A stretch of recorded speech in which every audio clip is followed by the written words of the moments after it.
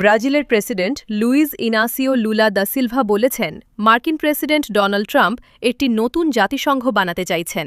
ট্রাম্পের প্রস্তাবিত সংস্থার নাম বোর্ড অফ পিস। খবর এএফপির।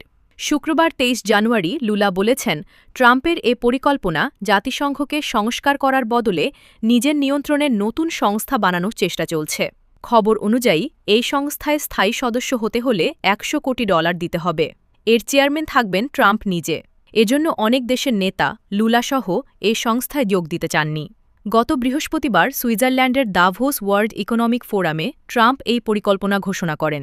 সেখানে ১৯ দেশের নেতা ও প্রতিনিধি প্রথমে সই করেন। লুলা বলেন, বর্তমান সময়ে বিশ্বের অনেক দেশ শক্তি দেখানোর চেষ্টা করছে, যা বিপজ্জনক। তিনি বহুপাক্ষিক সহযোগিতা ও জাতিসংঘের গুরুত্ব বাড়ানোর আহ্বান জানিয়েছেন। একদিন আগে লুলা চীনের প্রেসিডেন্ট শি জিনপিংয়ের সঙ্গে ফোনে কথা বলেন। ওই ফোনালাপে শি জিনপিং জাতিসংঘের মূল ভূমিকা বজায় রাখার পরামর্শ দেন। লুলা আরও বলেন, এই নতুন সংস্থা প্রাথমিকভাবে গাজা পুনর্গঠনের দায়িত্ব নেবে, কিন্তু ভবিষ্যতে এর ক্ষমতা ফিলিস্তিনের বাইরেও হতে পারে।